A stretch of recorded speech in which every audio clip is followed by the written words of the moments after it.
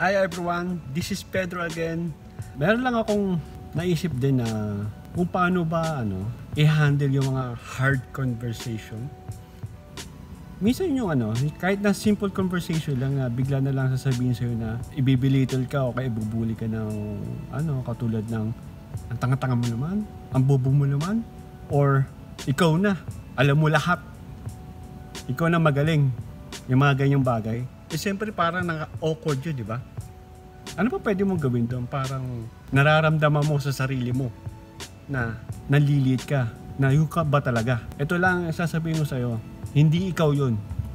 Yun lang ang perspective ng taong nagsasalita sa'yo. Pero ikaw din kung tatanggapin mo ba yun o hindi.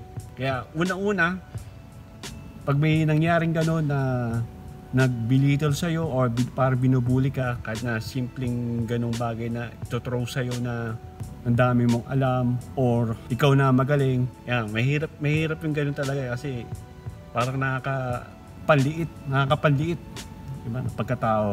Unang-una, kontrolin mo emosyon mo. Huwag ka kagad magre-react. Kunyari, may nagsalita sa'yo, ikaw na magaling, ang dami mong alam talaga. Para makapag ka ng emosyon mo, gawin mo, mag-pause ka. Kumbaga, tingnan mo lang siya. And then, pause. At tapos, mag-breathe. Mag-breathe ka. Ang unang gagawin mo, mag-breathe. Para magkaroon ka ng pagkakataon na ma-handle mo ang iyong emosyon. Kaya may nagsalita na sa'yo ganun. Unang gawin mo, tingnan mo siya. At least 5 to 8 seconds hanggang maging awkward. After nun, huminga ka lang. Ganun lang. Ipaulit mo sa kanya ano yung sinabi niya. Sabihin mo lang na hindi ko naiintindihan. Pwede pakiulit yung sinabi mo. 80% na sa lahat ng mga tao ganun. Hindi na uulitin yun. Hindi na maglalakas ng loob yun. Alam ko bakit? Kasi mapapaisip sila eh. Ba't ko ba nasabi yun? Ba't ba nasabi magaling siya or ano? Ano pa yun? Ano bang ko? Pero kung once na inulit nila yun, meron silang lakas ng loob para sabihin sa'yo, talagang dami mong alam, tanga-tanga mo, ang bobo mo, gano'n. Masakit yun, di ba? Gagawin mo lang ulit,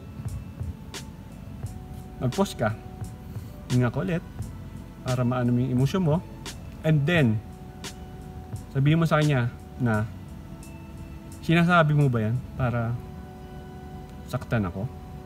Or sinasabi mo ba sa akin yan para pahiyain ako? Nandun lang. At yung pinakamahalaga doon yung tono. Sinabi mo ba yan para pahiyain ako? Or sinabi mo ba yan para saktan ako? Yun lang. Yun lang naman ang pinaka the best way.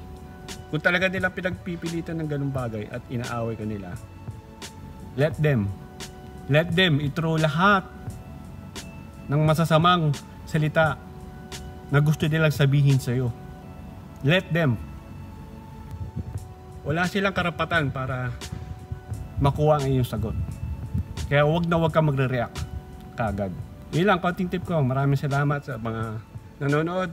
Konting tip ko ngayon sa hard conversation tungkol sa belittling, bullying, or just simple panunokso. Thanks, bye!